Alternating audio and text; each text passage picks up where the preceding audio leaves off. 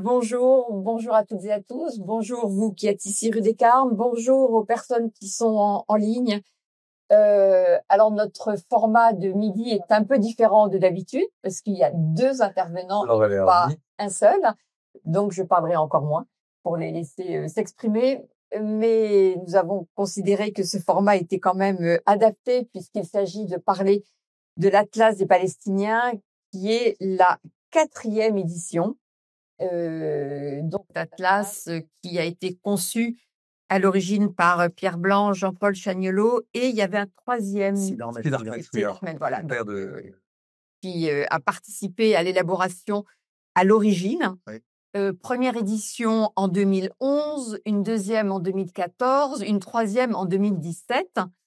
Et alors du coup, je vais vous poser une première question, mais à laquelle vous répondrez si vous le souhaitez. 2017 et jusqu'à aujourd'hui, il n'y a pas eu de réactualisation. Donc pourquoi cette longue période? Est-ce que ça correspond au fait que pendant des années, on a considéré que cette question palestinienne était devenue un peu marginale? Alors je sais que pour vous, ça n'était pas le cas, mais est-ce que pour l'éditeur, il considérait que cette question n'était plus au centre? Raison pour laquelle il y a eu quand même 7 ans entre la dernière édition et cette nouvelle édition. Cette nouvelle édition qui évidemment s'inscrit dans le sillage terrible des attentats, des massacres du 7 octobre 2023.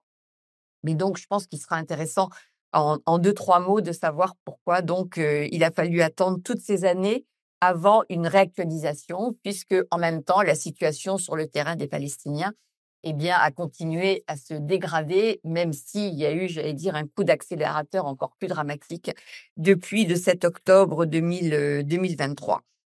Donc, cette nouvelle édition n'est pas simplement une actualisation des précédentes, puisqu'on voit ça a été l'objet d'une réflexion et du coup d'une refonte quand même de cet atlas, en raison justement de cette actualité dramatique. Et dramatique pour les Palestiniens de Gaza, mais aussi de la Cisjordanie, dont vous traitez, mais sans oublier aussi la place des Palestiniens israéliens, donc ceux qui vivent dans l'État d'Israël. Et donc, ce sont toutes ces questions qui vont être abordées dans cette nouvelle architecture de cet atlas des Palestiniens que vous nous proposez et qui est d'autant plus importante dans le contexte actuel et qui s'inscrit à l'IREMO, comme vous le savez, par un suivi très, très sérieux, si je puis dire, de l'actualité des Palestiniens, non seulement depuis le 7 octobre 2023, mais bien avant. Et donc, c'était évidemment essentiel pour nous, fondamental, pour reprendre un mot cher au président de l'IREMO, de continuer à nous exprimer à l'IREMO sur ce qui se passe, et la sortie de cette nouvelle édition de l'Atlas, évidemment, s'inscrit dans ce contexte. Donc, pour en parler, les deux auteurs de cet atlas, Pierre Blanc et Jean-Paul Chagnolot, que vous connaissez tous ici à l'IREMO. Jean-Paul Chagnolot, président de l'IREMO, professeur émérite, et puis Pierre Blanc, qui est géographe, chercheur associé Sciences Po Bordeaux, mais Agro Bordeaux également, et qui a de nombreux ouvrages à son actif, comme Jean-Paul. Et c'est Jean-Paul et Pierre qui travaillent ensemble depuis des années, qui ont écrit de nombreux ouvrages ensemble et qui ont cette complicité intellectuelle et cette amitié qui permet de travailler sur un sujet aussi difficile et de façon aussi fluide, de ce que j'en comprends en lisant en tous les cas l'Atlas. Donc, je vais laisser d'abord Pierre faire une petite introduction sur justement les conditions de cette réactualisation. Et puis après, chacun d'entre eux va développer les 4 chapitres, parce qu'il y a eu 4 chapitres dans cet atlas, et donc chacun va pouvoir aborder la façon dont il a eu de travailler, avant de laisser la parole à Jean-Paul après pour une conclusion, et évidemment vous donner la parole comme à chaque fois dans nos présentations à l'IREMO. Donc Pierre, je te donne la parole pour cette introduction. Alors, merci beaucoup Agnès, merci à vous d'être ici, présents, merci à celles et ceux qui sont en visio d'être quelque part pour partager avec nous quelques idées sur cette question tragique. Donc on a voulu, on reporte, c'est une 4e édition avec mon ami Jean-Paul, on compte plus effectivement les ouvrages que l'on fait avec Jean-Paul, que l'on écrit, c'est voilà, c'est quelque chose qui, je le dis, hein, qui m'émeut beaucoup d'avoir partagé, d'avoir compagnonné autant avec, Jean-Paul et de continuer, hein, attention, c'est pas commencé. Voilà. Mais voilà, on compte plus les ouvrages, ensemble. Et donc l'Atlas des Palestiniens, effectivement, tu poses une question, Agnès, sur, j'avais pas réalisé 2011, 2014, 2017 et puis ce fossé, 2025. Oui, ça fait beaucoup. Pourquoi, sommes-nous restés peut-être, silencieux sur l'Atlas des Palestiniens, enfin, une nouvelle Mmh. édition? Il y a des raisons très pratiques aussi, bon, il faut quand même le dire, c'est que les éditeurs, voilà, ils ont des demandes à des moments donnés, bon et puis, nous avons fait un atlas du Moyen-Orient qui était à sa 4e édition ou 3e, et donc on a, entre-temps, entre 2017 et 2025, on a fait 2 éditions de l'atlas du Moyen-Orient, toujours chez le même éditeur et puis avec Jean-Paul, on s'est quand même dit, puisque c'est une question qui nous mobilise beaucoup, heu depuis de très nombreuses années.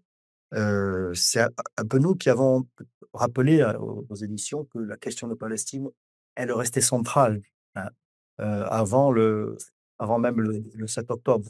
Cette espèce d'idée qui consistait à dire que d'un air entendu que, la question de Palestine n'est pas centrale, comme pour mieux finalement justifier, l'injustifiable et le fait qu'on se reste dans le statu quo. Cette ce on le supporte, on n'a jamais supporté avec Jean-Paul et puis donc on a refrappé un peu à la porte et la maison d'édition évidemment, très, soucieuse de partager ses idées, a tout à fait accepté qu'on fasse une nouvelle édition. Mais c'est vrai qu'il y a eu ces donc cette année et dans la dernière édition, il faut rendre hommage quand même à celui qui avait, avec Jean-Paul, impulsé l'atlas, c'est Sid Ahmed Souya, qui est un géographe qui n'a pas participé à cette dernière édition, mais qui avait lancé ce projet en 2011. Mais il a une vie, un peu différente aujourd'hui, il vit en Algérie. Heu, voilà. Donc c'est des éléments du contexte. Alors, on a écrit ce livre, ce texte dans un contexte, mais, avant le 7 octobre. Donc, l'Atlas n'est pas écrasé par cette actualité tragique qui pourrait l'être, mais on a le souci toujours de rester dans la longue temporalité. Mais on l'a reconfiguré effectivement l'Atlas par rapport aux autres éditions, autour de 4 mots, qui nous paraissent scander finalement le problème, palestinien, le problème d'un itinéraire d'un peuple sans État, qui est le sous-titre de l'Atlas et 4 mots, qui sont fragmentation, dépossession, radicalisation, désertion, sur lesquels on va revenir, mais je ne vais pas développer, mais en quelque sorte, ils se tiennent. C'est-à-dire que, on part de la fragmentation de ce peuple palestinien. Entre ces Palestiniens de Cisjordanie et ceux de Gaza, les réalités sont très différentes, sans parler de ceux de Jérusalem-Est, sans parler des réfugiés et aussi des Palestiniens d'Israël. Donc il y a une compartimentation, une fragmentation qui est souhaitée, qui est l'aboutissement de stratégie, bien sûr. Et justement, le deuxième mot, c'est dépossession.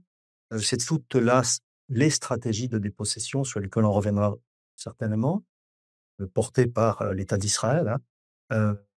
Donc dépossession de leurs droits, dépossession de leur souveraineté d'un peuple sans État. Et cette dépossession, sur le long terme, elle est liée à des radicalisations, à des dérives idéologiques, en particulier du côté israélien, mais on verra aussi les dérives du côté palestinien. Et si la dépossession a été favorisée par la radicalisation, notamment en Israël, c'est parce qu'il y a désertion de la communauté internationale qui a empêché que, cette trajectoire s'arrête. Donc voilà, il y a 4 mots qui se complètent. La fragmentation qui est liée à la dépossession qui est liée à la radicalisation et la radicalisation qui est liée à la désertion. C'est ça la logique, de cet atlas. Alors maintenant que le cadre est posé, je vous propose de revenir sur chacun de ces 4 mots qui permettent justement de rendre compte de la réalité et de ce qui se passe sur le terrain et donc de commencer avec toi, Jean-Paul, sur la fragmentation puisque c'est toi qui as eu en charge, j'ai bien compris, ce chapitre, même si vous avez travaillé ensemble et que c'est Oui. les résultats de discussions que vous avez évidemment menés ensemble tous les 2 dans cet ouvrage. Donc revenons sur la fragmentation puisqu'effectivement c'est un élément essentiel de ce peuple sans État. Oui, avant de revenir sur la fragmentation, je voudrais reprendre ta question parce que j'avoue que j'avais pas pensé à la question et donc tu m'as fait penser à la réponse à la question que tu viens de poser et en fait, si on regarde les dates, 2017, c'est l'arrivée au pouvoir, d'un certain, Trump, comme dirait notre ami, en janvier 2017. Et toute la phase qui commence en 2018-19, c'est la phase où on entend de moins en moins parler des Palestiniens. Et en 2020, c'est la normalisation, c'est-à-dire l'idée que, bon, voilà, c'est enterré. Et cette fameuse phrase que je cite tout le temps d'un diplomate français en début 2023, quand je lui pose la question, je ne sais où, oui, à Quai d'Orsay ou ailleurs, quelle est la position française là-dessus? Il me répond, cette formule magnifique, début 2023. Hein. Vous vous intéressez encore à cette question? Et cette phrase du diplomate, haut placé, hein, c'est pas un lambda, ça résume tout. Et finalement, le miroir de ça, c'est en termes éditorial, bon, ça intéressait beaucoup moins. Alors, je ne peux pas parler des chiffres, mais c'est vrai que la tâche du Moyen-Orient caracolait, alors que celui sur le, sur les Palestiniens était sans doute moins intéressant pour l'éditeur. Et si vous regardez depuis 6 mois ou 8 mois le nombre de livres qui sont sortis sur la Palestine, et si vous comparez avec la production éditoriale ces dernières années, vous verrez à coup sûr, c'est une hypothèse, mais Ah bah non, mais la différence est évidente parce qu'on pensait que c'était voilà, sous le tapis. Donc je crois que ta question, elle souligne aussi tout le contexte des années 2017 à 2023, quoi. Alors, maintenant, la question sur la fragmentation, alors, on pourrait dire beaucoup de choses, mais il y a peut-être 2 idées à retenir sur la fragmentation, parmi bien d'autres.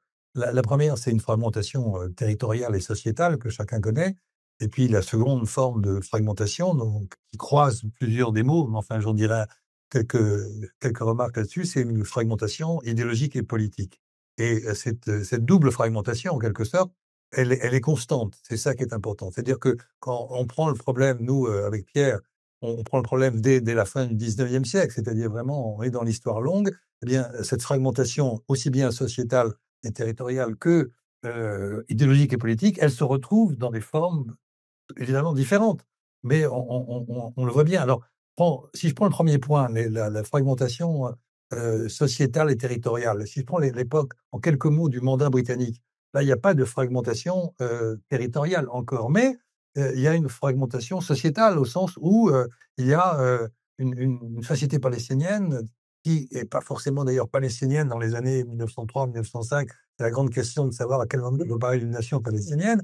En tout cas, disons, la société de Palestine, elle est extraordinairement fragmentée d'un point de vue social, avec des hiérarchies sociales, et elle est aussi divisée entre des grandes familles qui n'ont pas du tout le même rapport ni à la Palestine, ni à l'avenir, ni à la Grande-Bretagne. Bref, on est déjà à ce moment-là dans cette fragmentation sociétale qui a aussi des dimensions, comment dirais-je, idéologiques et politiques. Mais si on reste sur le sociétal et territorial, on a ça dès l'époque du mandat sociétal.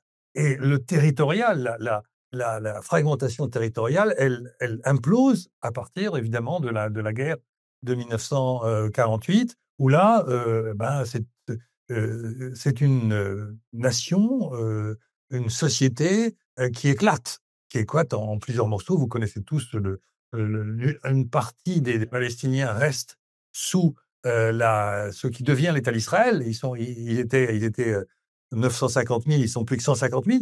C'est à l'origine des Arabes, on appelle les Arabes israéliens, ou plutôt les Palestiniens d'Israël. Donc, fragmentation. Mais cette fragmentation territoriale, il faut bien comprendre qu'elle est complètement liée à une fragmentation sociétale, parce que quand on vit comme Palestinien dans Israël en 49-50, c'est une autre histoire qui va se dessiner. C'est un autre rapport sociétaux qui vont se dessiner.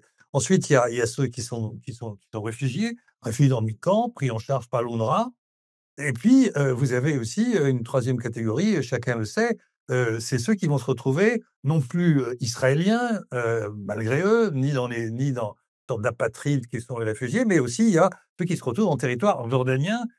C'est un territoire qui est fait que la Jordanie annexe au moment du plan de partage de 1947, chacun le sait, le plan de partage de 47 qui est donc un naufrage pour les Palestiniens et un succès pour le mouvement sioniste et donc Israël, eh bien, fait qu'on aurait pu imaginer à ce moment-là un État palestinien avec la Cisjordanie. Jérusalem-Est inclus. Jérusalem-Est inclus, il ne faut jamais l'oublier. Or, c'est le roi Abdallah qui a un émirat depuis 1923, qui choisit et qui peut, avec des négociations sans doute avec les Israéliens et l'appui des Britanniques, le résultat, c'est que de sa Transjordanie, plus la Cisjordanie, il fait une Jordanie. Et évidemment, les Palestiniens qui vont vivre là, qu'ils soient réfugiés ou qu'ils soient de souche, c'est-à-dire qu'ils habitent Ramallah, qu'ils habitent à Naplouse ou ailleurs, eh bien, ils vont être soumis à une socialisation jordanienne, strictement jordanienne. Et si vous prétendiez être, comment dit-on, palestinien, à ce moment-là, vous étiez aussitôt réprimé et même mis en prison. Donc, on voit bien que cette fragmentation, elle est territoriale, mais territoriale n'est pas suffisant. Il faut ajouter sociétale et par conséquent aussi des éléments de socialisation très différents. Sans oublier, bien entendu, ceux qui vont se réfugier à Gaza après la guerre de 48 et qui vont être sous administration égyptienne.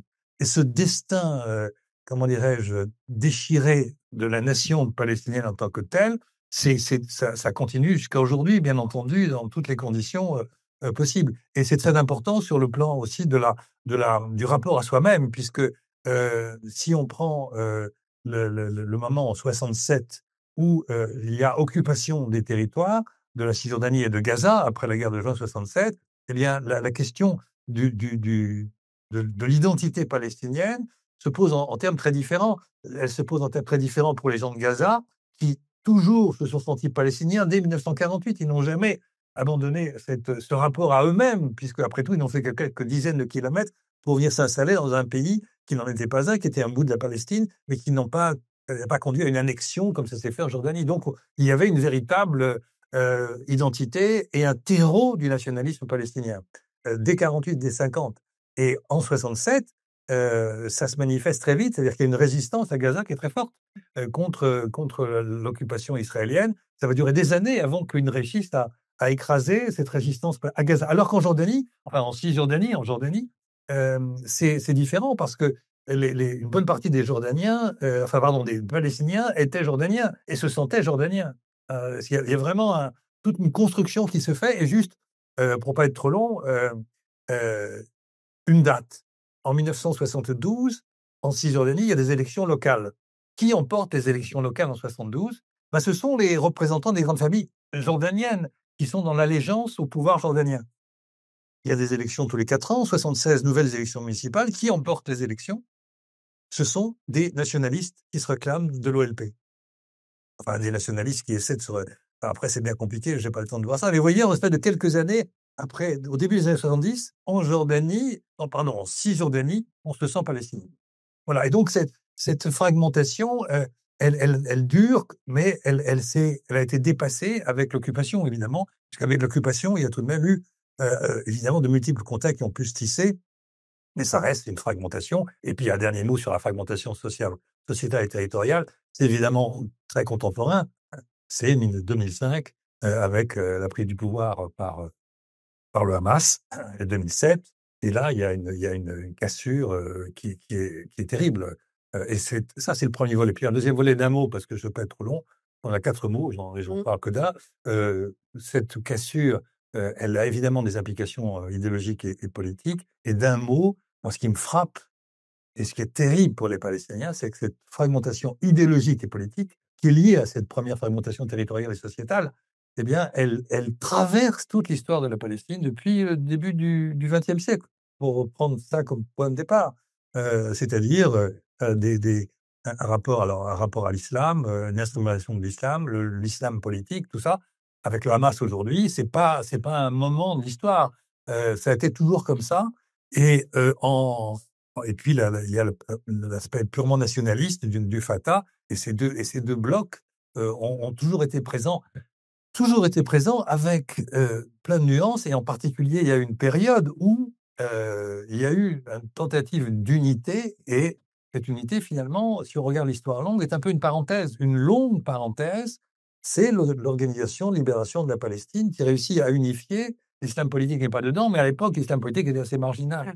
Mais finalement, l'OLP, qui a permis l'émergence de la question palestinienne sur le plan international, eh bien, en fait, c'est presque un moment de l'histoire qui est différent de cette fragmentation qu'on retrouve aujourd'hui dans des conditions absolument dramatiques, puisque même pendant ces moments tragiques, et je m'arrête là, ces moments tragiques, et je trouve ça, ces moments sont tragiques, mais je trouve que c'est tragique de constater ça à tout niveau, c'est qu'ils n'ont pas été foutus, pour parler de manière très violente, de se rassembler dans une indispensable unité nationale face à cette tragédie qui dure depuis le 7 octobre. C'est terrible. On était encore, il n'y a pas très longtemps, en discussion avec des responsables palestiniens. Quand il n'y a pas très longtemps, c'était il y a 24 heures. Et un des responsables palestiniens, qui était Mustapha Barghouti, alors, qui est un peu marginal sur la scène politique, mais il essaie de penser la démocratie, donc rassembler. Et il était, c'était hier matin, dans une discussion en visio, qu'il était profondément affecté par cette incapacité que les leaders, entre guillemets, politiques, de quelque bord qu'ils soient, palestiniens, soient à ce point incapables de se rassembler dans une période aussi dramatique. Voilà. Et bien donc la fragmentation nous amène à la dépossession et ce terme de dépossession est encore plus d'actualité aujourd'hui, si je puis dire, même s'il a toujours été depuis la création de l'État d'Israël. Oui, alors on a pris le mot dépossession parce que ça suppose une action d'un acteur sur un autre pour le déposséder. Donc dans cette deuxième partie, alors je tiens effectivement à dire aussi quand même que toutes les parties, on les a Oui, fixées construit ensemble. ensemble, Voilà, on bien s'est sûr. partagé les parties, on a Oui, oui. travaillé vraiment ensemble. Mais très dialectique. Oui, oui. Et donc la dépossession, ça fait référence à cette action voilà, de priver un peuple de sa souveraineté et beaucoup plus que ça. Et ce que l'on met en carte à des commentaires à l'appui, c'est justement, toute cette stratégie, parce qu'il y a une véritable ingénierie de la dépossession, une stratégie, en considérant alors sur le long temps, hein, sur le long terme, pardon, en considérant qu'il ne faudrait pas penser qu'il y a eu un plan originel et puis, les étapes successives auraient permis de mettre en place ce plan. Non, on a plutôt eu des contextes différents qui ont permis dans chacun de ces contextes, de finalement aller plus avant dans une trajectoire de dépossession. Voilà, il n'y a pas un programme initial, hein, mais il y a plutôt des plans successifs qui vont tous dans la même direction parce qu'il y a une forme de téléologie, il y a une volonté originelle quand même de prendre la terre au détriment d'un autre. Et donc, en fonction des contextes, les plans les stratégies vont se mettre en place. Donc, il y a une véritable ingénierie de la dépossession, ingénierie parce que c'est pensé. Et je donne quelques exemples en termes de dépossession territoriale. Au moment du Yishuv, cette période avant 48, déjà là, quand on s'intéresse aux faits, on voit bien que la manière de gagner les territoires, certes à la marge jusqu'en 48, s'est organisée notamment autour des kibboutz. C'est pas un hasard, c'est des structures collectives qui maximisent l'emprise territoriale et qui vont aller les premiers dans les zones natives ou enfin, au contact des Palestiniens. Il y a vraiment une stratégie et ensuite la densification se fait par les moshav. Enfin, tout ça a été analysé notamment par Alian Beikhoff. Mais c'est très voilà, il y a déjà une pensée stratégique dans le Yishuv. Et puis en 48, enfin le plan de Dalet, hein, qui planifie, enfin c'est discuté par les nouveaux historiens israéliens, mais en réalité, qui planifie en quelque sorte l'épuration ethnique qui va se produire en 48. Dans la foulée d'ailleurs de la résolution 194 exigeant le retour des réfugiés, dès le lendemain, il y a je cherche le terme, une loi d'urgence qui prévoit déjà sur les propriétés absentéistes, donc qui prévoit dès le lendemain que les terres qui ont été «évacuées» entre guillemets des Palestiniens sont rétrocédées au Front national juif et il y aura une loi en 1950 qui va entériner ça. Donc tout ça, vous voyez, à la faveur d'un contexte, on va plus loin dans le plan. C'est ça que je veux dire. Et puis après, ça va se poursuivre, on le sait, dans les 3 premières années de l'État d'Israël, on organise le maillage démographique avec l'appui des kibboutz. Et là, c'est très intéressant de voir que c'est le long des frontières, que c'est dans les zones que l'on a gagnées. Donc, il y a vraiment, là aussi, c'est pas un hasard. Il y a une construction architecturale. Et puis, en 67, la guerre des 6 jours, le 1er plan de la colonisation, il est pensé pour sécuriser la vallée du Jourdain, qui est au point d'effondrement, pour, faire une sorte de glacis contre la Jordanie et empêcher l'arrivée de l'OLP avec ses kibboutz, doublés d'unités militaires, les Nahal, enfin tout ça est pensé. Et puis par la suite, le plan de Robles, 78, dans la foulée de l'arrivée du Likoud, qui va plus loin. Alors là, c'est plus la vallée du Jourdain, c'est la Judée-Samarie au sens de l'État d'Israël, les montagnes. Et là, c'est une pensée stratégique. Ce sont les apex, les sommets que l'on colonise parce qu'il y a une visée sécuritaire. Je vois donc je tue, disait Paul Virilio. Je vois donc je tue en mettant un kibboutz en hauteur et les villages palestiniens en contrebas, ça sécurise. Il y a cet objectif de sécurisation, d'empêchement évidemment de la souveraineté. On éclate les populations.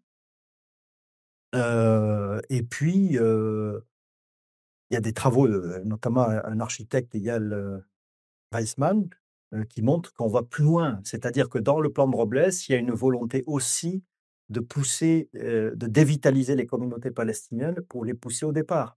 Et il donne notamment l'exemple, sans vouloir être trop technique, de la colonie de Ariel, qui est une très longue colonie qui vient bloquer la circulation entre des villages et la colonie et le village de Salfit.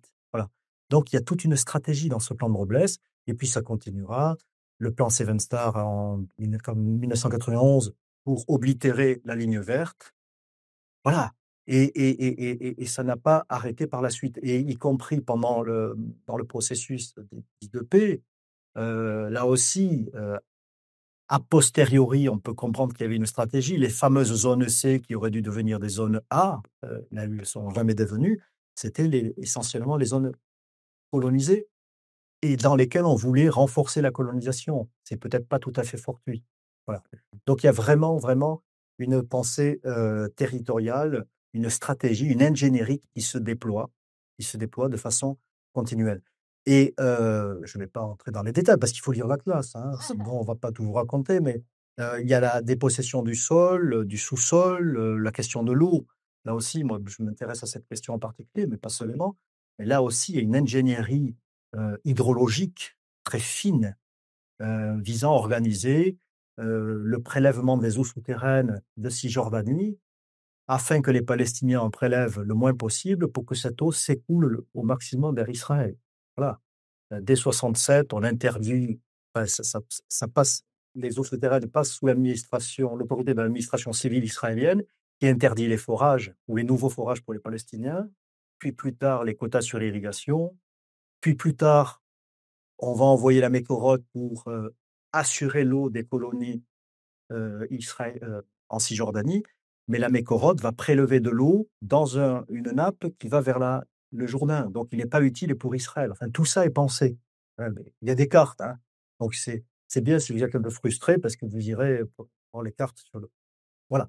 Donc, je pense que j'en ai assez dit sur la stratégie de dépossession. À cela s'ajoute, il y a le stratégique, mais il y a aussi l'économique. Bon, là aussi, il ne faut pas réinterpréter trop les choses, mais quand même, ce n'est pas tout à fait un hasard de voir que finalement, au long de cette histoire, il y a eu un dédéveloppement de l'économie palestinienne, déjà par l'emprise sur les ressources en terre et en eau. Les secteurs productifs, l'agriculture, l'industrie ont baissé la garde. Donc, dédéveloppement, dépendance. Plus l'économie palestinienne ou les économies palestiniennes sont devenues dépendantes d'Israël, vraiment, l'économie palestinienne est presque captive de l'économie israélienne. La balance commerciale entre les Israéliens et les Palestiniens n'a fait que se dégrader au profit d'Israël. Donc, dépendance de l'économie palestinienne à Israël, et puis même dépendance financière de fait, puisque vous savez que le budget de l'autorité palestinienne il est abondé notamment par les droits de douane. Et les droits de douane, eh bien, Israël, au gré de ses intérêts, parfois ne les restitue pas. C'est une manière de faire pression. Donc, dépendance qui permet la pression. Il y a une autre dépendance qui permet la pression, et j'arrête là-dessus, c'est le fait que dans cette économie exsangue ou paupérisée palestinienne, eh bien, de fait, la voie de salut passe par l'emploi en Israël. Voilà. Et c'est une façon, d'une part, de contrôler ces travailleurs palestiniens qui passent les checkpoints, qui passent les barrières de sécurité, d'une part.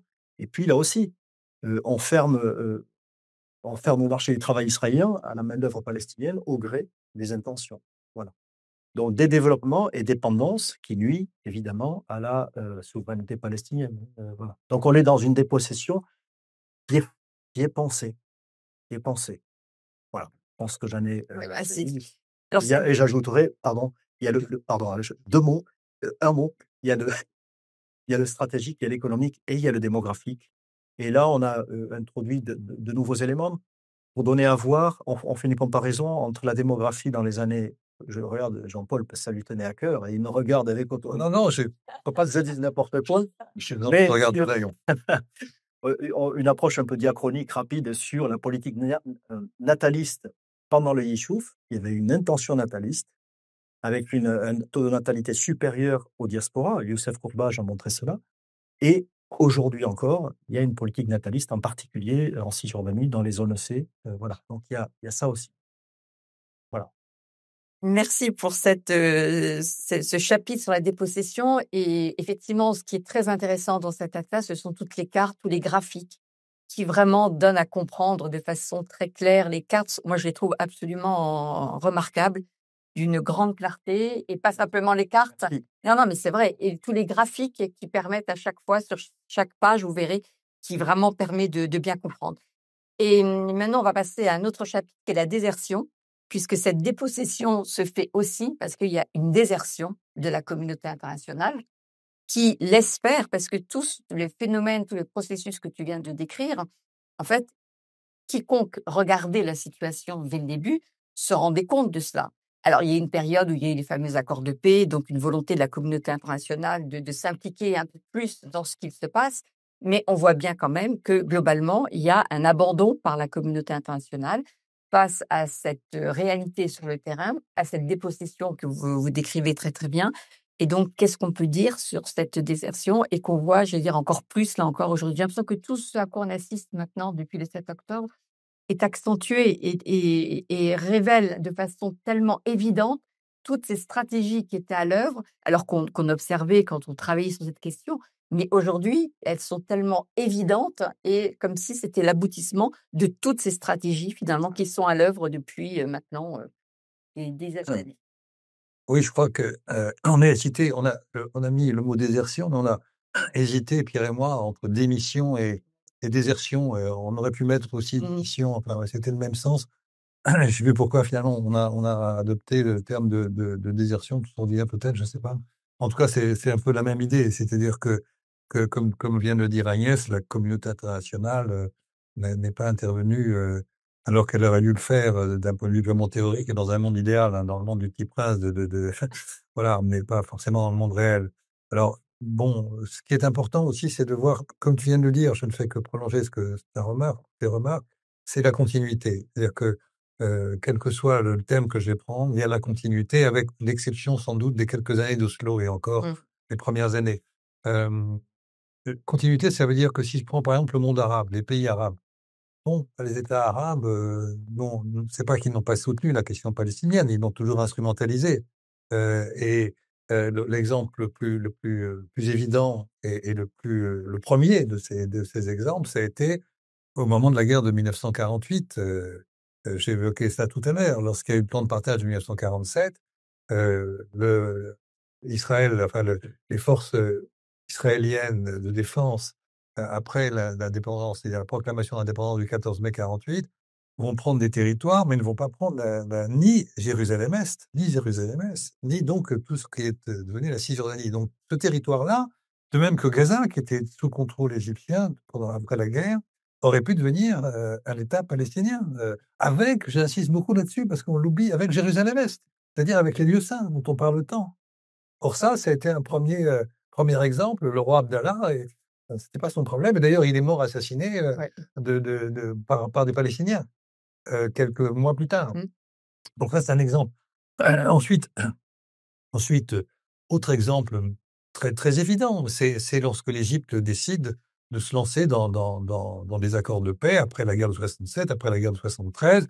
C'est le processus qui va conduire à un traité de paix en- avec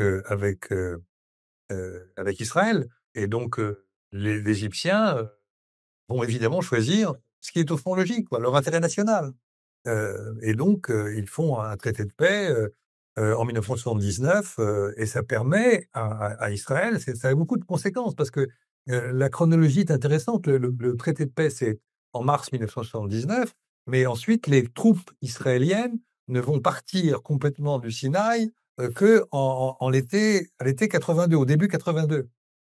Or, si vous avez un peu le souvenir de la chronologie, la guerre contre le Liban et contre l'OLP, elle a lieu en été 82. C'est-à-dire qu'au moment où le front avec l'Égypte est totalement réglé, eh bien, on peut attaquer ce qui est l'essentiel, non pas le Liban, mais l'OLP qui se trouve à ce moment-là essentiellement au Liban. Donc on voit bien l'importance de cette affaire, mais l'Égypte a joué son jeu d'intérêt national.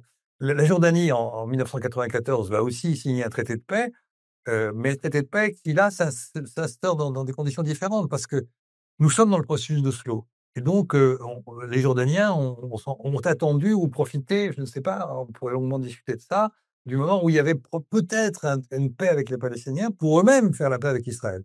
Donc la Jordanie est dans un cas un peu particulier, alors que l'Égypte avait joué son jeu par rapport à son territoire qu'elle entendait récupérer.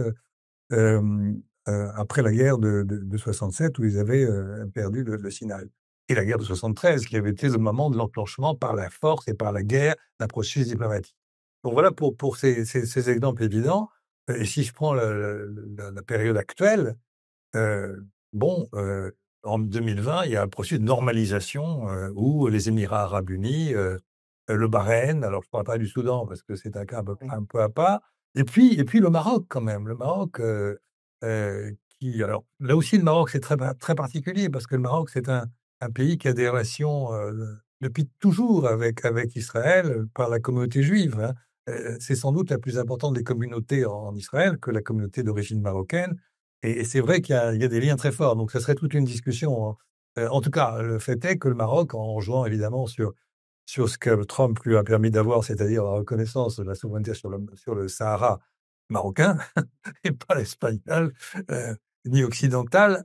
Bref, tout ça pour dire que, la normalisation, c'était évidemment, un coup de poing ou un coup de poignard, comme on voudra, sur les Palestiniens, évidemment. Donc, et ça aurait continué très probablement. Le prochain État qui devait être dans cette processus de normalisation, ça aurait été l'Arabie Saoudite. Bon, et donc le 7 octobre 2023 a interrompu tout ça, mais tout ça pour dire que les États arabes n'ont jamais été aux côtés des Palestiniens et depuis le 7 octobre, le moins qu'on puisse dire, c'est qu'on les a pas entendus. Enfin, ou quand on les entend, c'est plutôt par crainte d'avoir des problèmes comme l'Égypte, par exemple, qui craint, et encore aujourd'hui, et peut-être à juste raison, de voir un afflux de réfugiés palestiniens qui seraient expulsés de Gaza et qui viendront en territoire égyptien. Donc voilà, donc là, ce qu'il faut retenir, c'est cette ligne, quoi, la ligne de la désertion, la démission, la complicité des États arabes, quels qu'ils soient finalement. Bien qu'il faudrait, si on avait le temps, distinguer entre l'Égypte, entre les États du Proche-Orient, comme la Jordanie, et puis évidemment le Golfe, parce que le Golfe, c'est une autre histoire. Les pays du Golfe, par exemple, si je suis rapide, je dirais qu'en 1970, ils n'existent pas. Je ne parle pas de l'Arabie Saoudite, mais les Émirats n'existaient pas. Ils acquièrent leur indépendance, les Émirats, le Bahreïn, le Qatar, c'est au début des années 70. 71. Donc 71, 72, c'est ça. Donc en fait, voilà, ils étaient sous domination britannique. Donc voilà pour le monde arabe. Alors bon, c'est très, très rapide, mais je fais exprès d'être très rapide, comme ça vous allez lire le livre. C'est bien ça la manip, quoi. Le deuxième volet, c'est évidemment je sais plus comment, les Européens. Voilà, j'allais oublier les Européens. Mais les Européens, c'est tragique. Les Européens, c'est tragique. Alors, ils sont dans une logique qui consiste. Je prends une phrase toute récente de Madame comment Ursula von der Leyen, Van der Leyen. von der Leyen, je confonds, qui il y a quelques semaines a accepté le principe d'une aide économique à l'autorité palestinienne.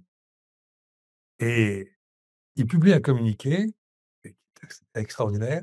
Nous sommes heureux de pouvoir contribuer au financement et au soutien économique et financier de l'autorité palestinienne de façon, nous sommes à l'automne 2023, 24, c'est-à-dire il y a quelques mois, c'est-à-dire dans des conditions terribles. Et c'est pour permettre la stabilité. C'était absolument dingue de dire ça en novembre 2024. Puis un deuxième exemple, là c'était en 2002, Sharon va écraser l'aéroport de Gaza, dont les contributions financières étaient en partie européennes. Essentiellement. Bon, tu vois, j'essaie de gentil. Ouais. Voilà. Et j'attendais la réaction de l'Europe. Bien sûr, la réaction de l'Europe est arrivée. C'est un communiqué que je connais par cœur. Et ce communiqué dit ceci: l'Union européenne, après avoir constaté les destructions de l'aéroport de Gaza, se réserve le droit, on est dans l'attente, se réserve le droit de quoi? De demander des comptes. Et ces deux phrases, à 20 ans d'intervalle, 22 ans d'intervalle, résument la posture européenne. Entre pusillanimité et incapacité à agir, quoi. C'est vraiment dramatique. Et puis on pourrait comme ça multiplier les exemples. Et quelquefois, quand je parle dans une conférence de l'Union européenne et de la Palestine, j'observe une minute de silence pour décrire, voilà, comme ça. Et puis on passe à autre chose. Il y a quelque chose de vraiment, et je le dis avec d'autant plus de colère que on a des responsabilités considérables en Europe par rapport à tout ça. La France a des responsabilités, la Grande-Bretagne qui n'est plus dans l'Union européenne, mais bah oui, c'est vraiment, et aujourd'hui, on ne peut pas compter sur l'Union européenne. Il y a quelques États qui ont bougé, récemment encore, en reconnaissant l'État de Palestine. Et le paradoxe aussi dans cette affaire, c'est que les premiers États européens à avoir reconnu l'État de Palestine, c'était quand ils n'étaient pas dans l'Union européenne, quand ils étaient encore des pays communistes. Et aujourd'hui, ce sont les plus pro-israéliens. Enfin, il y a une espèce de retournement de l'histoire aberrant, quoi. Donc, je ne pense pas qu'il faille compter. Alors, de temps en temps, il y a un personnage au sein de l'Europe, comme Charles Michel, par exemple, qui prend des positions fortes, mais il n'est pas suivi. Et maintenant, Madame Callas m'a l'air d'être sur une tonalité, pour parler en pseudo-musicien que je ne suis pas, mais avec une tonalité très sensiblement plus douce, quoi. Donc, voilà, les Européens, c'est... Alors, dans les Européens, il y a la France. Alors, la France, on peut en parler longuement. Non, on n'a pas le temps là. On n'a pas le temps. Non. Donc voilà, mais je vais quand même le faire d'un mot. D'accord. Il y a eu quand même des présidents de la République, parce que la politique étrangère, c'est fondamentalement le président de la République. Alors aujourd'hui, c'est presque caricatural, mais ça a toujours été le cas malgré tout. Et il y a eu des présidents qui ont pris des positions fortes. Et parmi ceux-là, il y a eu Mitterrand. Je pense que Mitterrand a joué un rôle important. Il a fait un discours à la Knesset en mars 1983, que je vous invite à relire, et qui est vraiment un discours fort, où il parle de la nécessité, le moment venu, de faire, de dialoguer avec l'OLP, qui était considérée à l'époque comme une organisation terroriste. Et nous sommes en mars 83, et il a été mars 82, pardon, 82. Mars 82, je fais une erreur d'une année, parce que quelques mois plus tard, en été 82, c'est la France qui va sortir Arafat et l'OLP complètement encerclés, à la fois par l'armée israélienne, mais aussi par les Syriens, qui ont essayé aussi de l'assassiner, hein.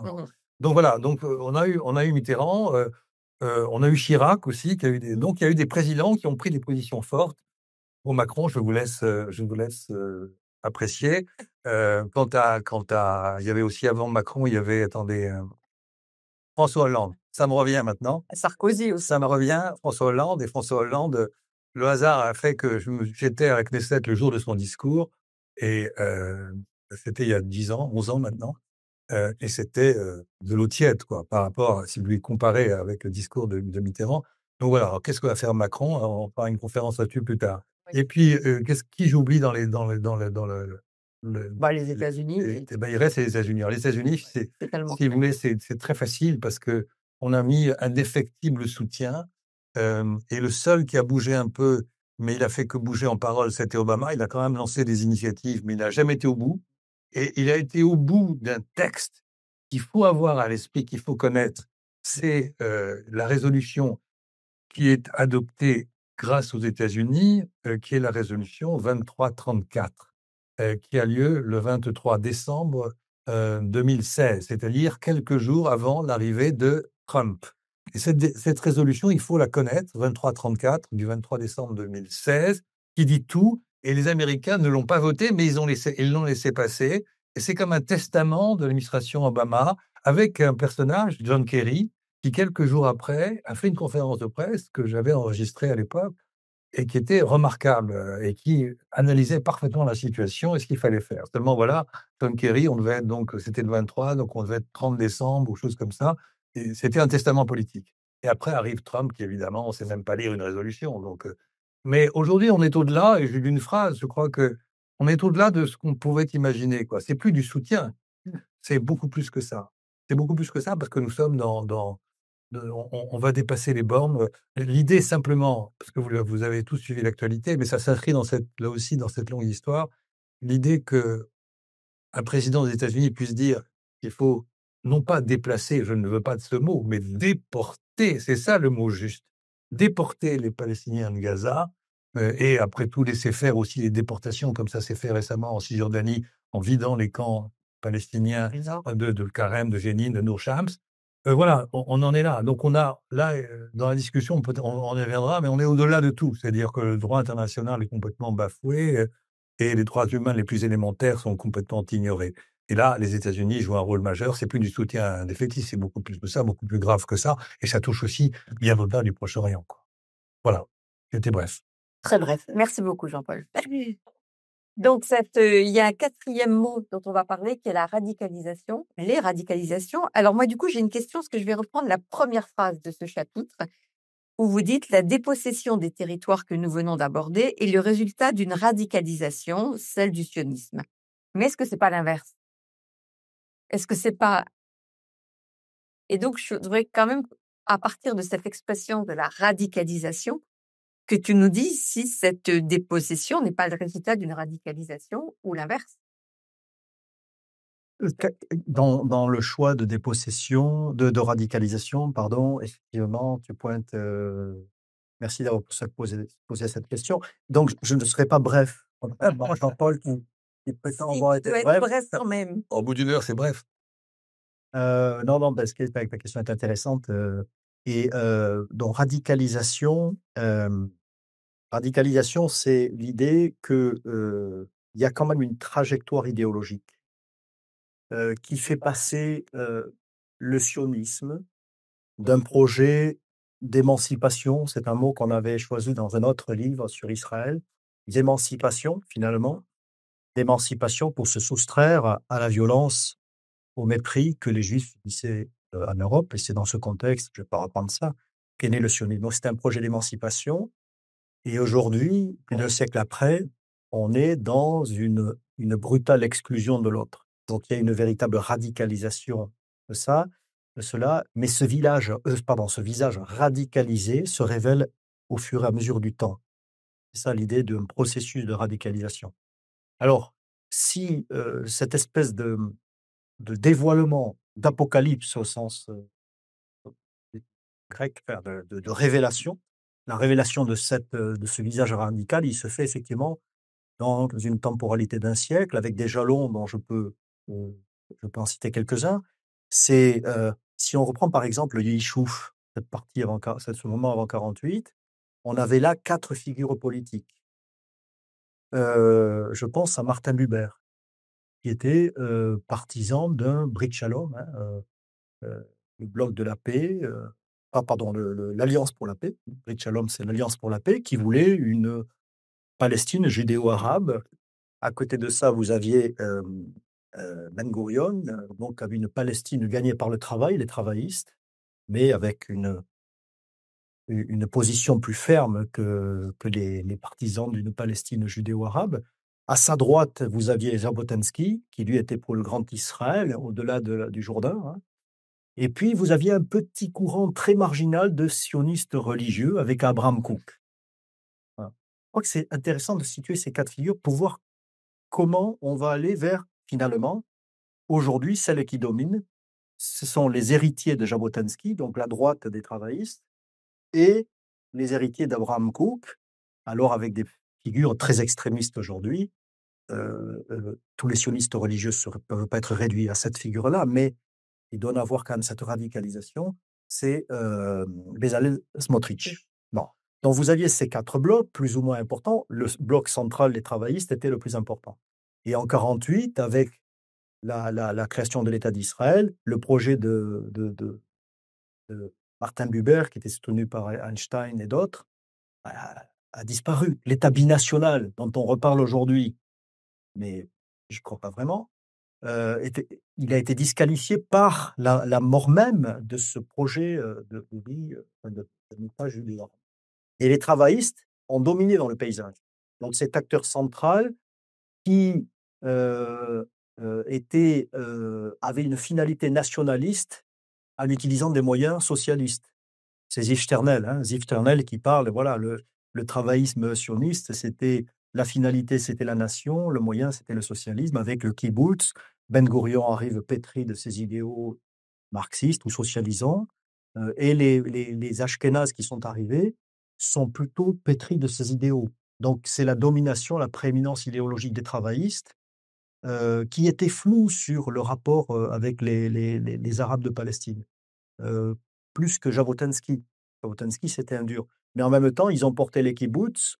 Dans la constitution des kibbutz, était interdit le travail des Arabes. Donc c'était vraiment du nationalisme chez les travaillistes. Bon.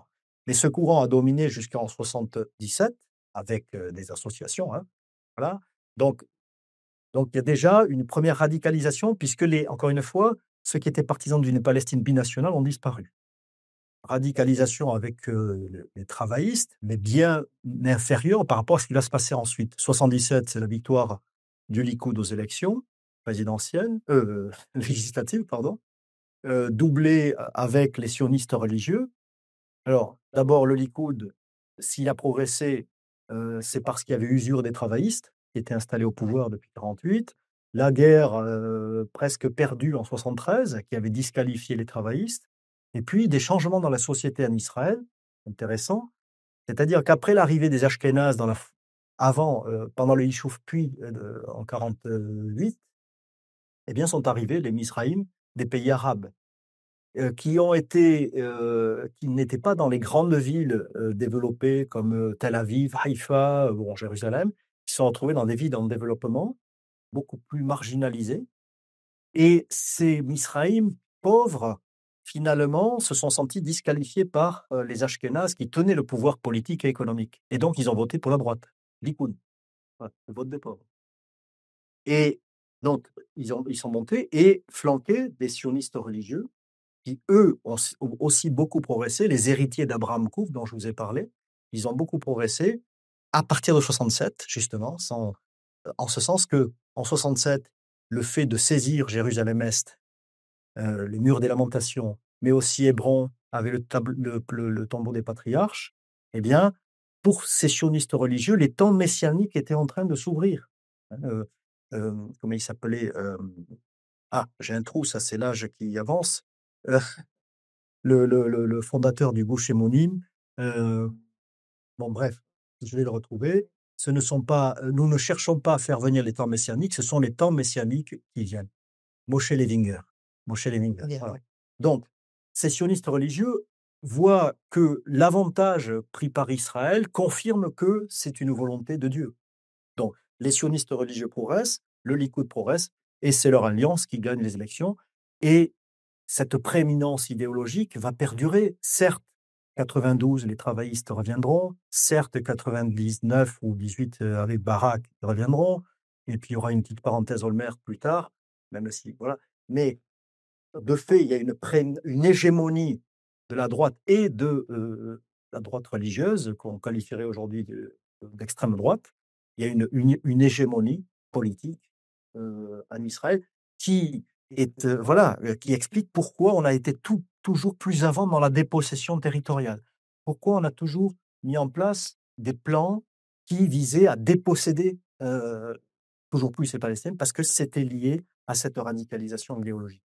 Et Et aujourd'hui, alors là, on est vraiment dans l'apogée de cela, avec la consécration de cette droite nationale. Je reprends l'expression, parce que je voudrais la citer, de Nizam Perelman, qui a soutenu brillamment sa thèse sur la droite nationale, en décembre, hein. Il parle de droite nationale. Et voilà, aujourd'hui, il y a une collusion dans ce bloc qui donne, Netanyahou, héritier de Jabotinsky, flanqué de Bezalel Smotrich, héritier de Abraham Kook, et puis Itamar Ben-Gvir, qui est l'héritier un courant ultra-sioniste et droitier, Khan. Voilà, donc cette radicalisation explique la dépossession. Et en face, mais très vite, puisque Jean-Paul a parlé du mouvement palestinien, il y a aussi eu, en quelque sorte, une dérive avec, il y a une évolution, une trajectoire, l'autonomisation par rapport au nationalisme arabe, et aussi une fragmentation très vite avec l'OLP, mais une islamisation, un islamo-nationalisme avec le Hamas, dans lequel Israël, ça a été bien démontré, n'est pas étranger, non pas dans la création, pas non plus dire n'importe quoi, mais dans l'instrumentalisation de ces frères musulmans qui se sont créés en masse. Voilà. Et Israël a joué, je renvoie aux travaux de Charles Anderlin, hein, le grand aveuglement. Hein. Donc il y a cette dérive. Et donc le Hamas a été catalysé par Oslo, finalement, puis par la décrédibilisation progressivement de l'autorité palestinienne. Et ça renvoie à ce que disait Jean-Paul. Décrédibilisation parce que l'emprise territoriale de l'autorité palestinienne est limitée aux zones, aux zones A pour l'essentiel, un peu B. Voilà, donc il y a déjà un problème.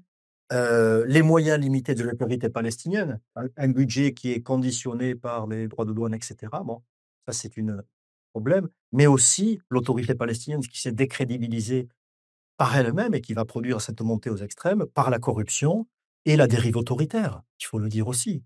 Hein. La dérive autoritaire qui va jusqu'à l'annulation des élections en 2021 au prétexte qu'on ne pouvait pas organiser le vote à Jérusalem. Et de fait, l'exécutif a écrasé le pouvoir législatif et le judiciaire en Palestine. Et donc là aussi, en Cisjordanie, il y avait une montée, c'est-à-dire aux extrêmes, une radicalisation, un retour des armes à partir de 2021, justement, avec des jeunes qui se mobilisent, transpartisans. C'est je crois que c'est les Lions, la tanière des Lions de Naplouse, c'est les brigades de Jénine, voilà. Et puis, ces mobilisations, cette radicalisation répond aussi à la violence qui est déjà très forte en Cisjordanie, avec ces colons qui sont catalysés par Bezalel Smotrich. Voilà. Et donc, on pensait le 7 octobre, à la veille du 7 octobre 2023, j'ai fini, que ça allait partir de là parce que ça bougeait. Il y avait à la fois une contestation de cette autorité palestinienne qui était vue qu'en plus comme celle qui faisait le job pour Israël, en termes de sécurisation, et puis la corruption, hein. Et puis, mais qui était aussi ces mobilisations qui étaient liées à cette violence des colons. Bon, c'est pas reparti de là, c'est parti du 7 octobre à Gaza, le Hamas ayant stratégiquement organisé un certain apaisement de fait. Et bon, on pourrait revenir là-dessus, mais pour préparer cette opération du 7 octobre qui est là aussi la quintessence d'une radicalisation, d'une brutalisation à l'extrême. Merci beaucoup. Alors, je vois que le temps avance et je voudrais bien vous laisser quand même le temps de la parole. Quelques mots pour finir, Jean-Paul, quand même sur la conclusion. Parce que vous dites dans la conclusion, évidemment, qu'une victoire militaire israélienne est une impasse stratégique. Ça paraît être une évidence, mais surtout, je sais que tu continues à penser que la seule solution, c'est une solution à deux États, que cette option de l'État binational qui revient effectivement beaucoup dans les discours aujourd'hui paraît de toute façon impossible en raison de la radicalisation des deux côtés dont on vient de parler et de l'état des sociétés après le 7 octobre et après la violence de la guerre qui est toujours en cours dans la bande de Gaza. Donc, en deux mots, qu'est-ce que tu peux dire, qu'est-ce que tu souhaites dire dans cette conclusion sur ce que peut être le devenir de pour les Palestiniens, puisque là, il s'agit du devenir des Palestiniens? Alors, c'est une question compliquée et il faudrait qu'on passe évidemment beaucoup de temps là-dessus. Mais enfin, si on faisait quelque chose de très synthétique, on va dire qu'on est à une forme de croisée des chemins et il y a deux chemins. Et c'est très clair. Malheureusement, il y en a un qui est très dominant et l'autre qui est très peu probable. le chemin qui malheureusement est en train d'être mis en œuvre, c'est celui d'un triptyque compte tenu des rapports de force, c'est-à-dire une domination accrue des Israéliens sur les Palestiniens, ensuite des volontés de déportation. Le deuxième mot, c'est déportation. Euh, Netanyahou a tout de même dit qu'il il se devait de mettre en œuvre le plan de Trump. Bon, alors Trump ensuite a dit qu'il n'était pas pour l'expulsion. Bon, il a dit ça avant-hier, donc on ne sait plus très bien ce qu'il pense. Mais en tout cas, ce qui est clair, c'est que Netanyahou sait ce qu'il veut, indépendamment de ce que Trump pense, et il sait qu'il a les mains libres. Donc le deuxième mot, c'est la déportation. Et le troisième mot, domination, déportation. Et le troisième mot, c'est dans ce chemin-là, c'est l'annexion. Pas se raconter d'histoire. C'est-à-dire que s'il y a une possibilité pour Netanyahou de réaliser l'annexion de la Cisjordanie dans les mois qui viennent, il le fera. Et ça aboutit à quoi ça aboutit, alors vous savez, il y a des mots comme ça, électriques, qui font bondir tout d'un coup. Mais alors moi, je vais pas utiliser tout de suite ce mot-là, mais enfin, s'il y a ces trois éléments qui se mettent en place et qui sont déjà en place, on ne peut pas se raconter l'histoire. Domination, déportation. Déportation, c'est déjà faite dans différents endroits. Et l'annexion est probable. Bon, ça veut dire quoi? On met en place un système institutionnel de discrimination systématique et structurelle. La question, évidemment, s'il y a une annexion ou s'il y a une domination continue, de donner le moindre droit que ce soit aux Palestiniens. Même le droit de vivre ne l'aurait pas forcément acquis. Et donc, si on prend un mot, ces mots électriques, ça donne apartheid. Ouais, je dirais, moi, je m'en fous de parler d'apartheid, c'est pas le problème, si ça gêne. Mais OK, on n'en parle pas. Mais la réalité de la discrimination, elle est fondamentale. Les contradictions avec le droit international le plus élémentaire et le droit international humanitaire le plus élémentaire, elles sont là. Il n'y a que les aveugles qui peuvent aller voir, vraiment. Je parle des politiques, et en particulier certains de nos politiques, qui ne voient rien et qui vont soutenir objectivement cette situation. Bon. Donc c'est ça, et ça sera donc une guerre sans fin, parce qu'évidemment, les 5,3 millions, 5,5 millions de Palestiniens vont résister. Ils ont résisté depuis pendant des décennies, même si leurs leaderships sont inconséquents, ils vont résister. Voilà, donc ça sera une guerre sans fin. Premier chemin. Deuxième chemin, c'est prendre les résolutions des Nations Unies, prendre le droit international qu'il est, dont la résolution 2334 du 23 décembre 2016, dont je parlais tout à l'heure, qui a été repris par la résolution du 10 juin 2024, qui est toute récente et qui est à la base du processus du cessez-le-feu, et qui dit, voilà, le seul moyen, c'est, alors prenons d'abord un mot avant d'aller au mot d'étape, un mot de séparation. Il faut séparer ces populations, il faut les séparer. Si on ne les sépare pas, si on est dans ce triptyque domination, déportation, annexion, ça c'est la guerre. Et donc, il faut séparer. Et séparer, ça donne après, sur quelle forme juridique? La forme juridique d'une séparation en dernière instance, pour que les droits des uns et des autres soient respectés, c'est les deux États. Même si ça paraît complètement utopique aujourd'hui, c'est la seule possibilité, la seule solution qui soit viable pour qu'enfin les deux peuples puissent avoir donc pas vivre en sécurité. Et un dernier mot sur la notion de sécurité, on dit toujours, mais il faut des garanties de sécurité à Israël. Moi, je suis absolument pour des garanties de sécurité à Israël, mais j'ajoute que tout le monde a besoin et a droit à la sécurité. Donc, si on crée deux États, un deuxième État, il faut que l'un et l'autre aient des garanties de sécurité. Voilà. Merci beaucoup. Écoutez, il nous reste un petit peu de temps, donc je vous propose maintenant de passer aux questions et on verra aussi si en ligne vous souhaitez poser des questions, vous pouvez à travers le chat et on les relaiera bien évidemment. Donc, Vous parlez à plusieurs reprises et à juste titre de violation des droits internationaux. Mais alors, qu'est-ce qu'il peut y avoir comme sanction vis-à-vis des pays qui violent ce droit international? Et par qui? on va prendre madame aussi. Oui, bonjour. Vérification faite. Jabotinsky actuellement prévoyait de gagner le territoire par la force, mais qu'ensuite tous les citoyens, y inclus les Palestiniens arabes, auraient des droits égaux. Je pensais qu'il faudrait peut-être rappeler ça au Likoud, qui sont autrefois de Jabotinsky. D'autre part, concernant, en me mettant dans une perspective marxiste, mes dernières lectures m'apprennent qu'en fait, il y avait, disons, dans les années 20 et 30 en Israël, les classes supérieures des deux côtés se fréquentaient et Jabotinsky était un hôte très recherché par les Arabes, disons, riches. Et dernièrement, en termes de fragmentation, est-ce qu'il n'y a pas une fragmentation du point de vue au moins des droits des femmes, hein? Je me base sur cela sur Asma Golak dans son livre L'insoumise de Gaza, qui relate que l'islamisation, évidemment, du Hamas a beaucoup empiré les droits des femmes, alors que le Front populaire laïque et de ce point de vue a préféré. Donc, on entend peu parler du Front populaire, donc je voudrais demander quel est son statut actuellement et quelles sont les relations entre ces diverses courants. Tout de même, il n'y a pas que le Hamas au Gaza. Peut-être que tu peux commencer à répondre. Oui, sur le droit, je te dirais un mot sur le droit. Voilà. Comment? Toutes les questions sont pour toi. Non, sur le droit. Ah, ça, si. Bah, les questions auxquelles je sais répondre sont pour moi, les autres, je les laisse. Non, sur le droit, c'est simple. Le droit international et le droit humanitaire, il n'y a pas de sanctions. Le droit international, les seules sanctions qu'il peut y avoir, c'est celles qui pourraient être instituées et mises en œuvre par le Conseil de sécurité dans un cadre très précis qui est notamment le chapitre 7, c'est-à-dire qui donne la possibilité d'intervenir par des sanctions économiques, des sanctions financières, voire par une intervention militaire. Et ça, il est évident que le Conseil de sécurité est totalement impuissant, puisque les États-Unis mettront à coup sûr leur veto à toute forme de sanctions ou de textes qui pourraient conduire à vouloir sanctionner le comportement israélien.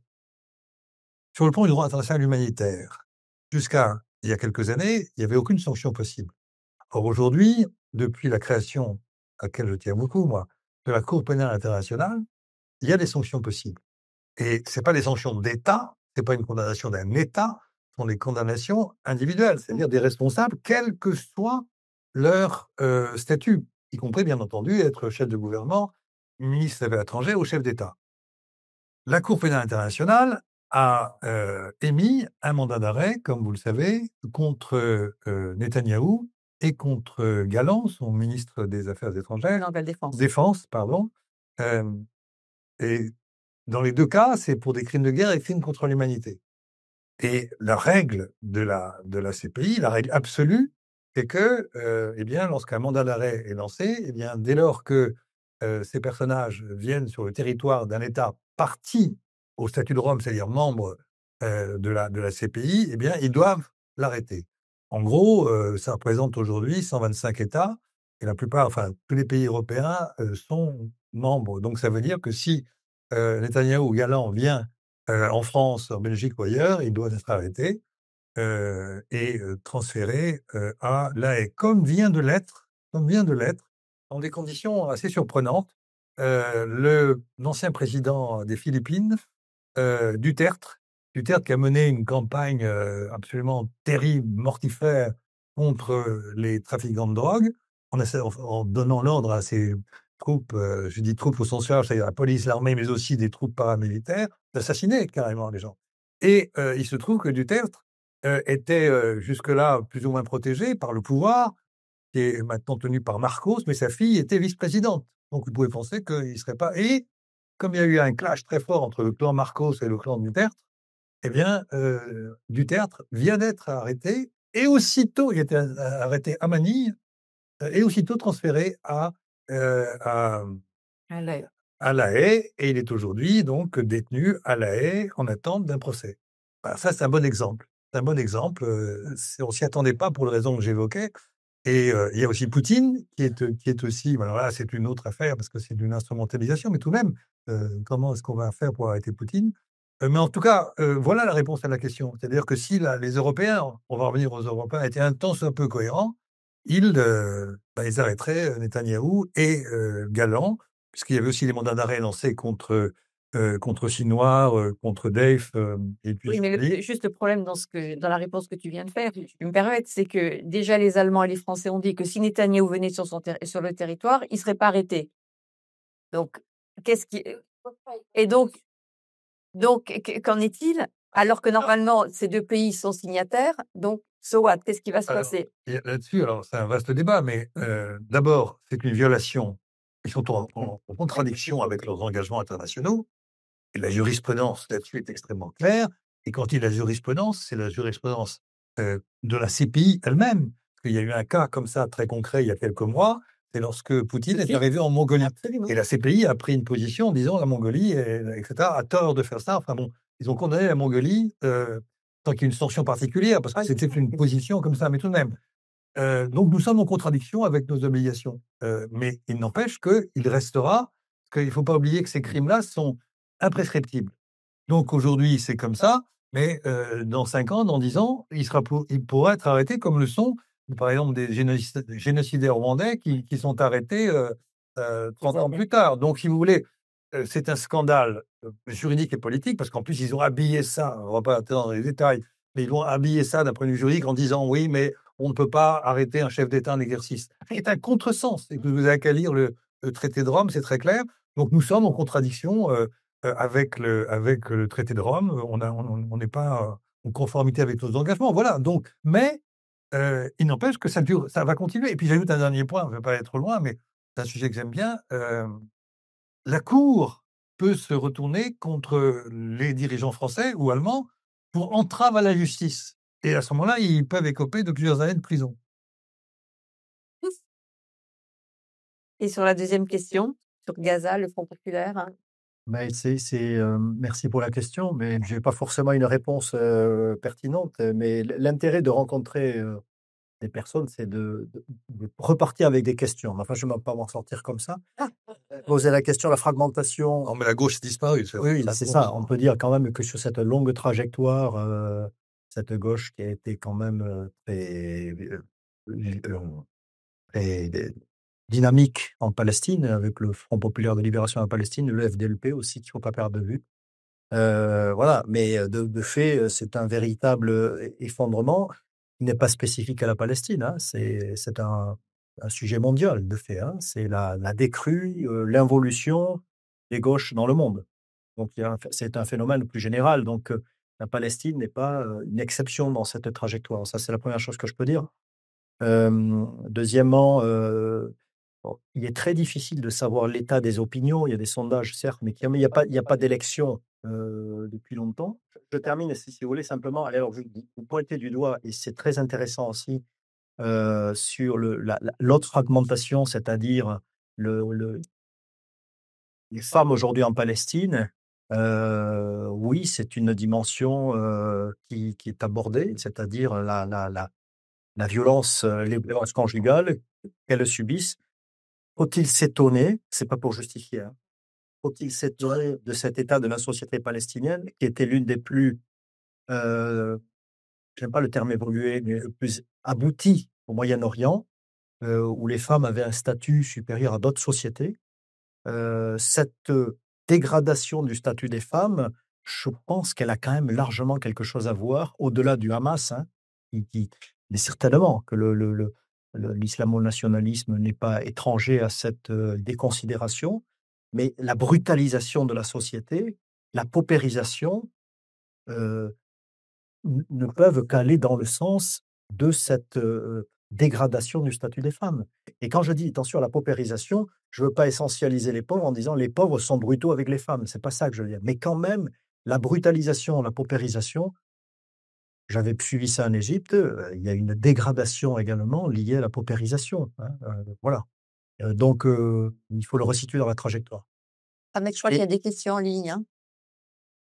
Donc, on a une question et une autre que vous avez en partie répondu.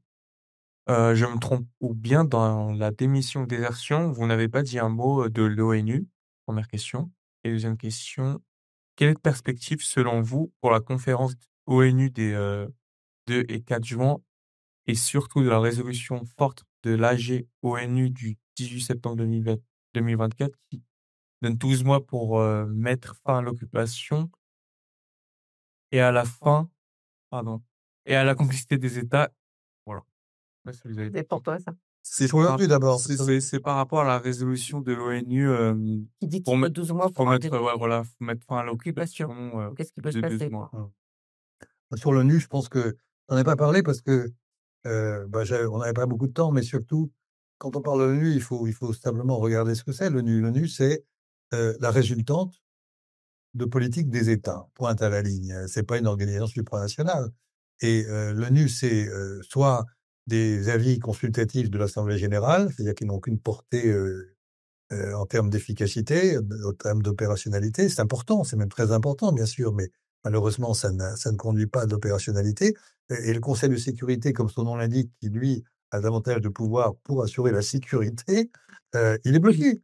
Et donc, l'ONU égale la résultante des États. Quand vous avez la Russie qui se comporte comme elle se comporte, et les États-Unis comme ils le font aujourd'hui, le Conseil de sécurité est littéralement dévitalisé, incapable de prendre la moindre position.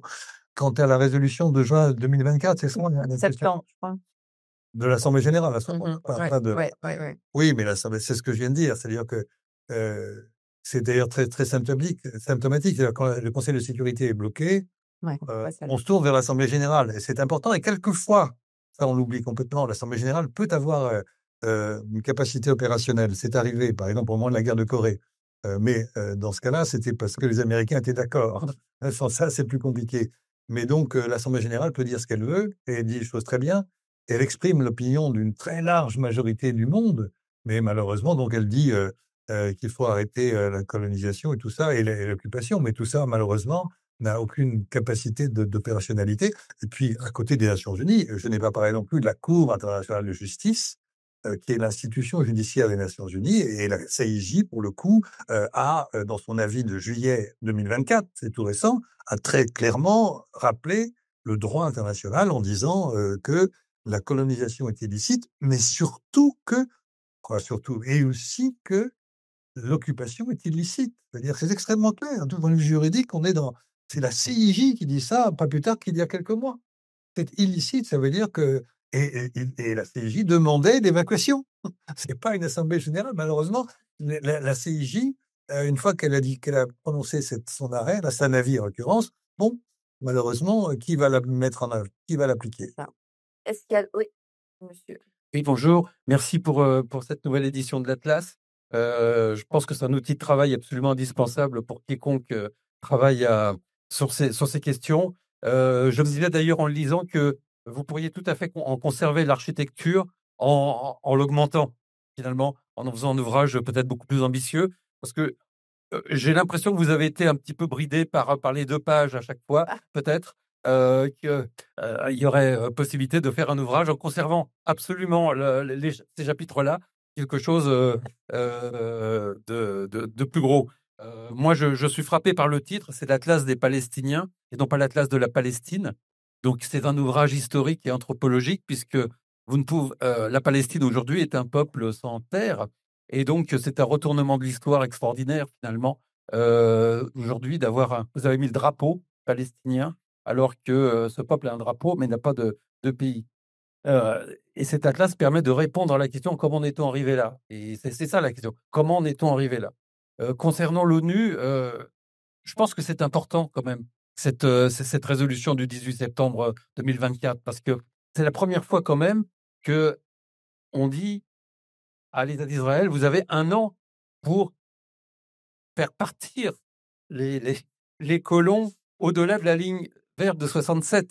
Alors, personne n'imagine une seule seconde que le 18 septembre 2025, ça sera fait. Mais c'est la première fois que c'est dit. Je pense que c'est quand même important. Et alors, je terminerai aussi sur une question. Est-ce que vous pensez que jamais le peuple palestinien et la Palestine n'a été aussi malheureusement proche d'une disparition si les projets d'annexion de la Cisjordanie, malheureusement, arrivent? Pierre, tu réponds? Merci pour le commentaire. Moi, je pense qu'on va se mettre au travail dès demain matin. Vous êtes éditeur, peut-être? Hein? Bon, non, mais merci pour cet encouragement. Mais je crois que dans la réponse, la dernière question, c'était est-ce que On imagine que cette résolution qui prévoit qu'en septembre 2025, les colons seraient partis, voilà, ce ne sera pas le cas. Non, mais vous avez été même plus loin. Vous avez dit est-ce que c'est pas fini? Trop tard, c'est ça. Hein? disparition. Est-ce que quand on regarde ce qui se passe et l'histoire, est-ce qu'on n'a jamais été aussi près d'une disparition de la Palestine, pas des Palestiniens, C'est ça. en tant que tel, en tant qu'entité rêvée et voilà. Mais je pense que vous avez posé la question et vous y avez répondu. Et ça fait écho à ce qu'a dit Jean-Paul, c'est-à-dire que si on, prospectiviste, mais si on s'inscrivait dans un scénario tendanciel, voire aggravé, pour parler comme les prospectivistes, on est plutôt là-dedans. C'est-à-dire avec la déportation possible, Gaza, ailleurs, l'annexion, tout ça, c'est les mots pour dire que c'est l'oblitération définitive de la Palestine. Donc le scénario tendanciel aggravé, il est celui-ci, c'est la disparition. Pas du peuple palestinien, ça c'est sûr, il ne disparaîtra jamais, voilà, même avec des visages très fragmentés, à commencer par les réfugiés qui sont à l'extérieur, voilà. Mais aujourd'hui, oui, le scénario tendanciel aggravé est celui-ci.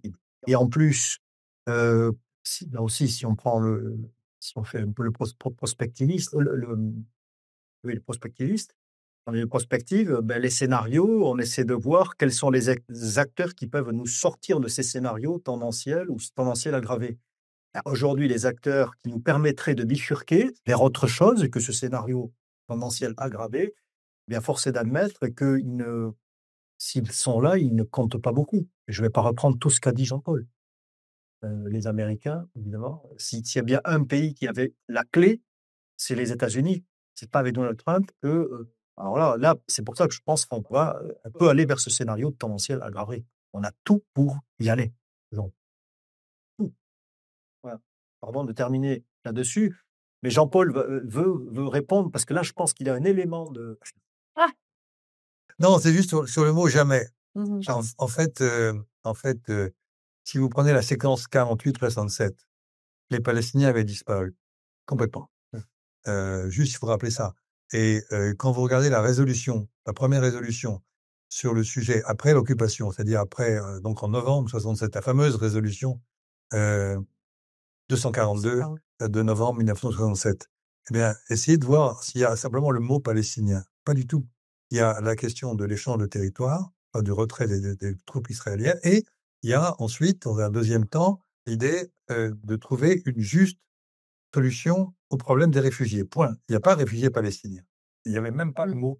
Vous voyez, donc on est dans une autre séquence qui est terrible, comme vient de le dire Pierre, mais ça a déjà arrivé dans des conditions.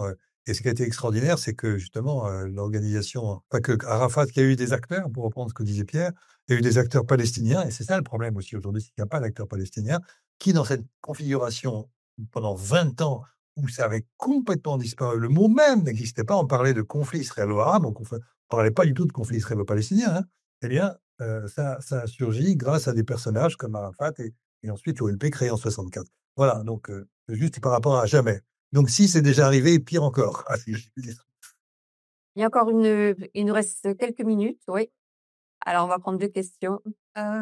Oui, merci pour votre exposé qui était très pertinent. Et dans le micro. Et je voudrais vous demander si on a vu un peu la politique des pays arabes, mais est-ce que les populations vont jouer un rôle? Les populations arabes vont jouer un rôle pour changer un peu cette donne? Merci. Il y a une autre question, on va les grouper parce qu'il ne reste plus beaucoup de temps. Ma question s'adresse plutôt à Agnès Valois qui, dans la fin d'une conférence, d'une table ronde, avait signalé un film qui s'appelait No Other Land, que j'avoue avoir j'avais vu le titre à l'époque sans me rendre compte de ce que c'était. Précisément, on ne parlait pas de film palestinien.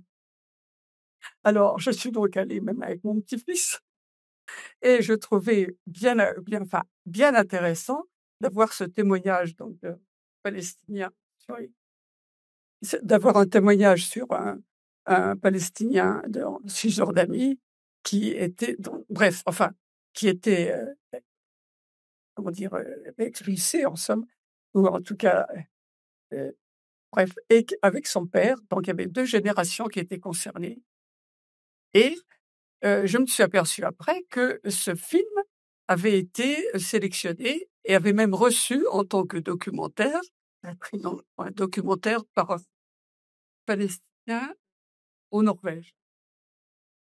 Yes. Qui a D'après très bien. Chinois. aux États-Unis. Bref, il avait reçu, il a été distingué au César en tant que documentaire et j'ai cru qu'il avait donc eu un prix, mais j'ai entendu, mais sans avoir plus de précision, et on n'en parle plus, qu'il y avait eu une esclandre, fait quelque chose comme ça. Oui, Israël s'est élevé contre ce prix parce que c'est aussi un réalisateur israélien et palestinien. Ce sont deux, et donc c'est ce qui a fait la particularité de ce documentaire dans le contexte actuel. Et que du coup, en Israël, ça a suscité de la part d'un certain nombre de se sont prix était élevés. américain. Comment? Le prix était américain. Et le prix est américain, voilà, exactement. Bon, parce que je pose la question parce que je trouve intéressant quand même que tous les problèmes, disons que ce qui paraît sur le plan culturel et donc information, soit un peu plus développé. Parce que c'est quand même comme ça, par le culturel, qu'on arrive à influer, à informer et à préciser ce qui est palestinien et qui ne l'est pas. Yes. Bien sûr. Qui veut répondre sur Sur la première question, c'est un très bon film, hein, Netherlands, mais je répondrai là-dessus. Sur les sociétés arabes, il y a un décalage. Le titre de la partie sur les pays arabes, c'est tout pour le régime, enfin, on laissait entendre que c'était la position des pays arabes privilégiait avant tout l'intérêt du régime, au détriment. Voilà. Par contre, dans les sociétés arabes, je pense que s'il y a un élément qui fait arabité, j'ose dire ça, c'est la question de Palestine. Dans un monde arabe qui est extrêmement divisé, c'est-à-dire du Maroc à l'Irak, quelles sont les proximités, à part linguistique, et encore que, mais il y a bien une question qui est déterminante, je pense, c'est la question la question de Palestine. Voilà. On peut tous avoir des exemples qui montrent que cette question reste centrale. Mais je ne suis pas persuadé, et d'ailleurs c'est pour ça que les régimes autoritaires des pays arabes ont toujours instrumentalisé la question de Palestine. C'est un dérivatif. Ça fait diversion. Moins les pays arabes, les États arabes étaient capables d'apporter des réponses politiques, économiques, sociales dignes de ce nom, plus ils ont utilisé la question de Palestine. Bien connu. Voilà. Mais jamais vraiment en servant les Palestiniens. Parce que dans les faits, voilà. Par contre, il y a une solidarité, je pense, importante dans le monde arabe, dans les sociétés, mais je ne suis pas persuadé que dans ces régimes autoritaires, on écoute beaucoup les opinions. Mais ça, c'est un autre sujet. En fait, le titre de l'affiche, c'est les États arabes, l'intérêt du régime d'abord. Mais ce que l'on voit, c'est que moi, j'étais à Jeddah il n'y a pas très longtemps, en Arabie Saoudite, et c'est vrai qu'on voit bien que l'Arabie Saoudite, Mohammed Ben Salman, qui était proche de normaliser, évidemment, avec le 7 octobre, il a mis sur pause parce qu'il ne pouvait pas faire autrement, et qu'aujourd'hui, il va hésiter à normaliser parce que ce qu'il sait, parce que ça apparaît sur les réseaux sociaux et que les réseaux sociaux sont de cette manière la scène politique, parce qu'il n'y en a pas d'autres. Eh bien, les réactions sont telles de la société saoudienne à l'égard de ce qui se passe à Gaza et des images qui tournent sur les télévisions arabes sur ce qui se passe à Gaza, qu'il ne peut absolument pas, dans le contexte actuel, en tous les cas, normaliser comme si de rien n'était. Donc, le poids des sociétés, quand même, aujourd'hui, eh bien, agit sur les régimes, même s'ils ne vont pas laisser les manifestations se faire, parce que ce qu'ils craignent, c'est que les manifestations qui seront organisées pour défendre la Palestine se retournent contre ce régime, et ces régimes, n'ayant aucune légitimité, évidemment, arrêtent ça. Mais ils prennent en compte quand même ces régimes depuis le 7 octobre, parce que l'ampleur de la guerre est telle qu'ils ne peuvent pas faire comme si de rien n'était, parce que là, c'est vraiment leur avenir qu'ils sont en train de jouer. Donc, ils le prennent en compte. Oui. Non, mais je n'étais plus dans mon rôle. Désolé. J'ai une toute petite dette en 2 secondes envers Agnès, qui a posé de bonnes questions aussi, comme vous, sur est-ce que la radicalisation a entraîné la dépossession, et est-ce que c'est pas le contraire? Et évidemment, je voulais le dire tout à l'heure en conclusion, oui, ça joue dans les deux sens. Donc, c'est un petit C'est une rattrapage. dialectique. C'est une dialectique. La dépossession produit la radicalisation, parce que la dépossession, c'est de plus en plus de colons et qui conforte justement les pôles radicaux. Donc, ça va aussi dans ce sens. Donc, j'avais oublié, c'est mes problèmes de mémoire, et donc je tenais à rembourser ma dette. Écoutez, il ne me reste plus qu'à vous remercier parce qu'on a dépassé un peu l'horaire. Donc, merci beaucoup.